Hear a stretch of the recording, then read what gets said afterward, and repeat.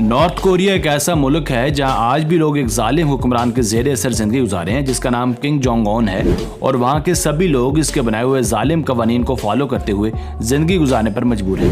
آج کی ویڈیو میں ہم آپ کو نارتھ کوریا سے جڑی چند ایسی باتیں بتائیں گے جو آپ کا سر چکرا دینے کے لیے کافی ہیں، تو آپ سے گزارش ہے کہ ویڈیو کو آخر تک دیکھیے گا۔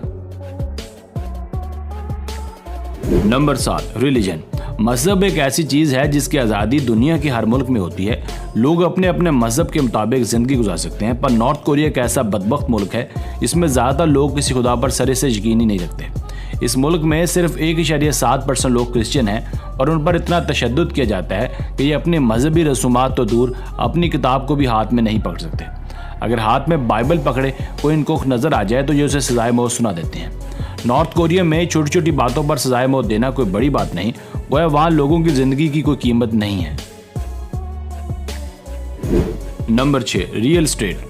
اگر آپ کے پاس پیسے ہوں تو آپ سب سے پہلے اپنی بنیادی ضروریات کو پورا کرتے ہیں، جس میں سے ایک گھر بھی شامل ہے، اور نارتھ کوریا میں اپنی ذاتی رہائش بیچنا خریدنا تو دور، آپ کرائے پر بھی گھر نہیں لے سکتے، کیونکہ وہاں کی گورنمنٹ نہیں چاہتی کہ نارتھ کوریا کے لوگوں کو کوئی فائدہ ہو۔ وہ سارا پیسہ اپنی جیب میں ڈالنا چاہتے ہیں۔ یہی وجہ ہے کہ وہاں گھروں کی خرید و فروخت ممنوع ہے، اور اگر کوئی ایسا کرتا ہوا پکڑا جائے تو اسے نہ صرف بھاری جرمانہ ہوتا ہے بلکہ باقاعدہ سزا بھی سنائی جاتی ہے۔ وہاں لوگوں کے پاس اپنی رہائش کا کوئی خاص پروف نہیں ہوتا، بس ایک سرٹیفکیٹ ہوتا ہے، اس لیے ان سے کوئی جائیداد خریدنا بھی نہیں چاہتا۔ نمبر 5، نو ویکیشنز۔ چھٹیاں ایک ایسی تفریح ہے جو سال بھر کی تھکاوٹ اتارنے کے لیے کافی ہوتی ہے۔ لوگ چھٹیاں گزارنے مختلف علاقوں میں جاتے ہیں، پر نارتھ کوریا کے لوگ اس حوالے سے کافی بدقسمت ہیں۔ اول تو انہیں کوئی خاص چھٹیاں ہوتی ہی نہیں، اور اگر ہو بھی جائیں تو وہ کسی ایسے ملک میں سیر و تفریح کے لیے نہیں جا سکتے، کیونکہ وہاں کے قوانین اتنے سخت ہیں کہ حکومت کو ڈر ہے کہ اگر یہ لوگ کسی اور ملک چھٹیاں گزارنے گئے تو پھر کبھی واپس نہیں آئیں گے۔ اس لیے کسی اور ملک کے لوگ تو یہاں چھٹیاں گزارنے آ سکتے ہیں، پر یہاں کے لوگ کہیں اور نہیں جا سکتے۔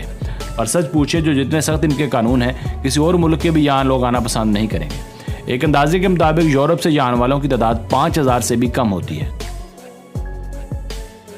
Number 4، western clothes. کوئی بھی ملک چاہے جتنی مرضی پابندیاں لگا دے، پر اپنی مرضی کے کپڑے پہننے پر تو پابندی نہیں لگا سکتا، اور نارتھ کوریا نے اس بھرم کو بھی توڑ دیا ہے۔ یہاں پر آپ اپنی مرضی سے کپڑے بھی نہیں پہن سکتے۔ آپ کو شاید جان کر حیرانگی ہوگی کہ نارتھ کوریا میں آپ جینس نہیں پہن سکتے، کیونکہ جینس ویسٹرن کلچر کو پریزنٹ کرتی ہے، اور یہاں کی حکومت کا کہنا ہے کہ ہم لوگوں کو اپنا کلچر پروموٹ کرنا چاہیے، نہ کہ کسی ویسٹرن کنٹری کا۔ یہی وجہ ہے کہ یہاں جینس پہننے پر مکمل پابندی ہے۔ اس ملک کے وہ شہر جو بارڈر کے بالکل قریب ہیں، وہاں اس حوالے سے کچھ زیادہ ہی سختی ہے۔ یہ لوگ ایک خاص قسم کا ڈریس پہنتے ہیں جسے ہینڈ بک کہا جاتا ہے۔ صدیوں سے لوگ یہی لباس پہنتے آ رہے ہیں۔ آپ آسان الفاظ میں یہ کہہ سکتے ہیں کہ اس ملک میں کوئی بھی پرسنل آزادی نہیں ہے۔ آپ کو سب کچھ وہی کرنا پڑتا ہے جو حکومت آپ سے کہے، ورنہ تختہ دار آپ کا منتظر ہے۔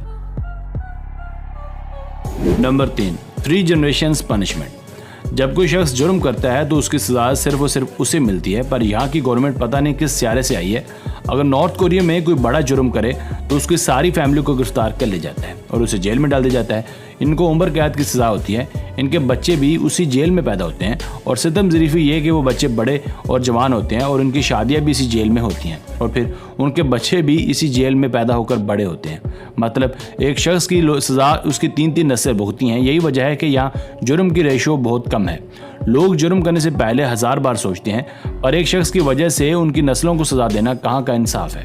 ویسے یہ رواج پہلے چائنا، جاپان اور سوویت یونین میں ہوا کرتا تھا، اور اب ختم کر دیا گیا ہے، مگر نارتھ کوریا اب بھی پرانی ڈگر پر ہی چل رہا ہے۔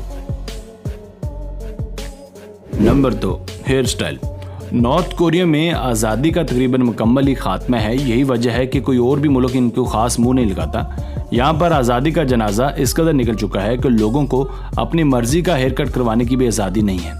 یہاں کے مالک کنگ جونگ اون نے ملک میں 15 ہیئر کٹس بین کر دیے ہیں، جیسا کہ اسپائکس، ڈائی ہیئر کٹ اور لمبے بال وغیرہ۔ مطلب آپ یہاں پر نہ ہی لمبے بال رکھ سکتے ہیں اور نہ ہی اپنے بالوں کو رنگ کروا سکتے ہیں۔ اور تو اور لڑکیاں ناک میں چھید بھی نہیں کروا سکتی، ہاں البتہ کان میں چھید کروا کر بالیاں وغیرہ پہننے کی اجازت ہے۔ نمبر 1، نو لگژری پروڈکٹس۔ پوری دنیا کے لوگ لگژری برانڈ کی چیزیں پہننا اور استعمال کرنا پسند کرتے ہیں، پر نارتھ کوریا میں کسی قسم کی بھی لگژری پروڈکٹ کا استعمال بالکل ممنوع ہے۔ जूतों से लेकर ज्वेलरी तक आप कुछ भी ब्रांडेड नहीं पहन सकते, क्योंकि 2006 में जब नॉर्थ कोरिया एटमी ताकत बना तो अमेरिका ने इस पर पाबंदियां लगा दी कि कुछ भी नॉर्थ कोरिया को ना ही इंपोर्ट होगा और ना ही वहाँ से कुछ एक्सपोर्ट होगा। पर वो लोग जो इस्तेदाद रखते हैं वो लोग महंगी गाड़ियाँ और प्रोडक्ट्स वगैरह खरीद सकते हैं। नॉर्थ कोरिया का हुक्मरान किम जोंग उन भी इनसे बाहर से लग्जरी चीज़ें इंपोर्ट करवाता है। तो बस यहीं तक थी आज की वीडियो। आपको इस हवाले से क्या कहना है हमें कमेंट सेक्शन में लाजमी बताइएगा। अगर वीडियो पसंद आई हो तो प्लीज़ वीडियो को लाइक और चैनल को सब्सक्राइब कर दीजिए। आपका बहुत शुक्रिया। मिलते हैं एक नई वीडियो के साथ। Keep watching Asif Ali TV.